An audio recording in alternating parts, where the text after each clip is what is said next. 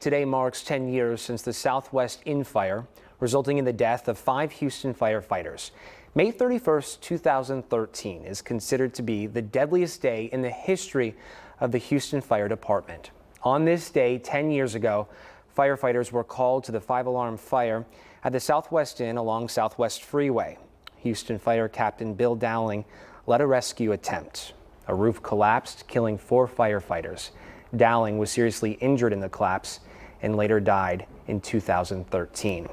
Joining me this morning to remember the fallen firefighters is HFD Assistant Fire Chief Michael Meir. Thank you so much for coming in and chatting with us today. Thank you for having us. I know it is a dark day. It's a tough day for many people, especially men and women who were with the department 10 years ago. Walk us through what happened on that May day in 2013. Where do we begin? Right. It was a typical Friday morning where firefighters were conducting their daily duties, and midway through the morning, a commercial fire was dispatched to the Houston Fire Department, and Station 51, Station 68 were the first in crews. And as soon as they turned the station, they could see a heavy column of smoke, and they knew they had a working fire. And when they arrived, they were met with pretty significant challenges and heavy smoke, heavy fire, and they went in to make an offensive attack knowing that the structure was occupied by citizens and guests.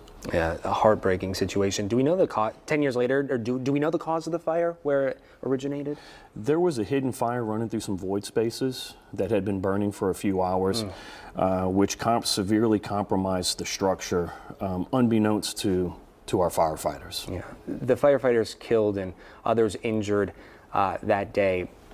How did they and how do they continue to impact the department, but also the work you do every day? It was definitely the darkest day in the history of the Houston Fire Department.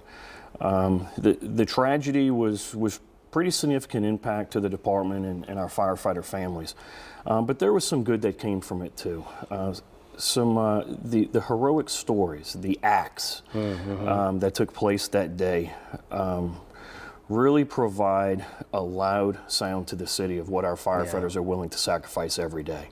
It's really remarkable. Training, equipment, there's been some good that came from that incident. That day, obviously you were with the department, you recalled those moments. Were you there on scene?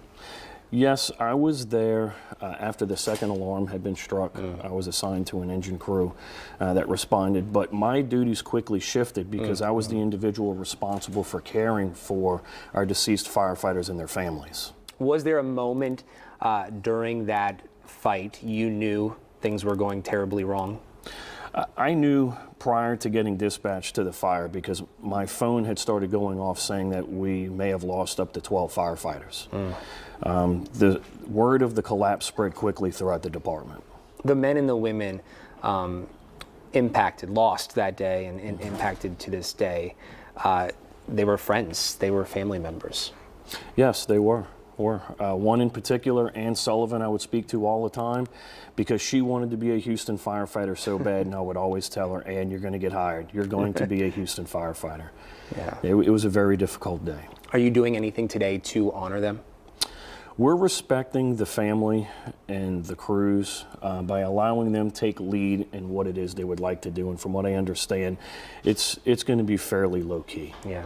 Chief, this is dangerous work that your men and women do every day. People watching, listening right now, what do you want them to know about the work that you do? I'm really glad you asked that question. That day is evidence of what our members are willing to sacrifice. But it's the fact that even to this day, 10 years later, knowing the impact that tragedy had, knowing the dangers of the job and the effect it has on our families, firefighters today continue to do the exact same work, placing their lives in jeopardy for the good of their fellow citizen, protecting property. And the fact that last year alone, we rescued 259 people in the city. Our firefighters are willing to widow their wives or husband, orphan their children, all for sake of providing care, respect, and safety to our citizens here in the city. Yeah, it's a calling. These men and women, these people are often the first ones running toward a disaster when everybody else is running away. Yes, they truly are the last moral fabric in our country, and I'm very thankful that we have our Houston firefighters. Any reminders for people watching, listening right now? We're going into the summer months. We've already seen some issues pop up over the holiday weekend when it comes to fires and hazards that cause fires. Any reminders for folks this morning? I would say smoke detectors are probably the most significant item you can have in your home.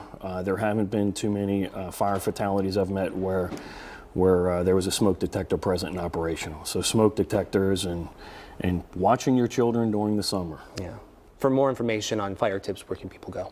You can go to houstonfire.com. Chief Miro, so much appreciate your time. Thank you for having us. Thank you, absolutely.